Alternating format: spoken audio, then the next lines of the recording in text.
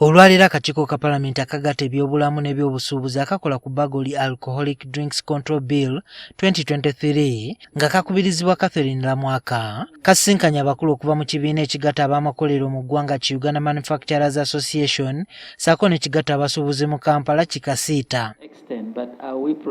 Abakulu mu bibiina bino babuulidde ababaka ng'ebbago lino bwe liteetaagisa kuba ligenda kuttattana ebyobusuubuzi saako n'ebyobulambuzi singa liyisibwa. Lino liteekawo ekkomo ku budde omwenge mwe gulina okutundirwa wakati wa ssaawa 11 ez'olweggulo okutuusa ku ssaawa 4 ez'ekiro. Naye bwe tuteekawo ebbago lino nga ligamba omuntu ate bw'ojja e Uganda ate koma ssaawa 4 ate tokola kino ajja kugamba kati eyo ngenda kukimayo ki.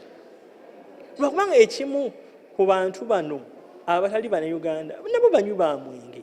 Wentundira edduuka lyange nga mulimu omwenge oba supermarket erina okuba nga eri mita 4 okuva ku awantu awasulwamu we basabira church oba mosque petrol station kati ng'ate ng'olaba nti bw'otunuulira ku enteekateeka z'ebibuga n'ebyalo mu Uganda ekyo tekisangika era tekisoboka.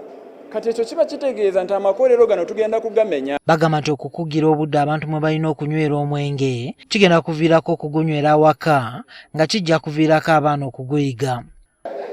Bwe twali twegalidde mu nnyumba ng'abantu banywera awaka omwenge okulwanagana kweyongera, embuto z'abaana abato ne zeeyongera, okulwanisa abakozi ne kweyongera, okuyomba ne kweyongera. Ffe tugamba okunywera awaka ky'ekintu kye twalibadde tukkiriza n'akamu n'ak'ettondo. Miliyoni 7 mu emitwalo 10 be tubagambye bwe tunaaba nga tubajje ku mirimu kyogamba si be bennyenya ate abagenda okwenyigira mu mwenge omungi kubanga tebalina kyakukola.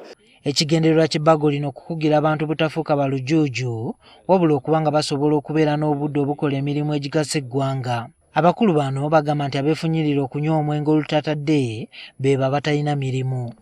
You cannot drink when you are working. You cannot even go for an interview drunk. Now, if we are saying that actually alcohol is deterring young people from getting jobs, then I think we have a perception that people walk into work premises when they are drunk. I think young people who are drunk don't have jobs. Wabula ababaka kakiiko kano balabise nga tebali wamu ku bbago lino. If we forget the extent to which again alcohol itself can deny our youth the opportunity to work because of continuous engagement, then it becomes problematic. I just wanted to know what procedures have you taken in terms of highlighting and the issue of noise pollution?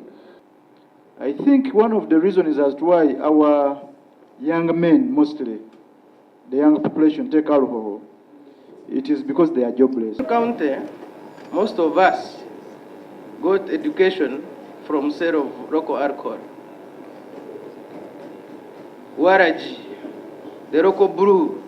Abakulu okuva mu bitongole byombi bagamba nti ebbago lino teryetaagisa kyokka bwe liba nga lyakubeerawo lirina okulungamya butya omwenge bwe gulina okunywebwamu awatali kukosa bya busuubuzi n'amakolero.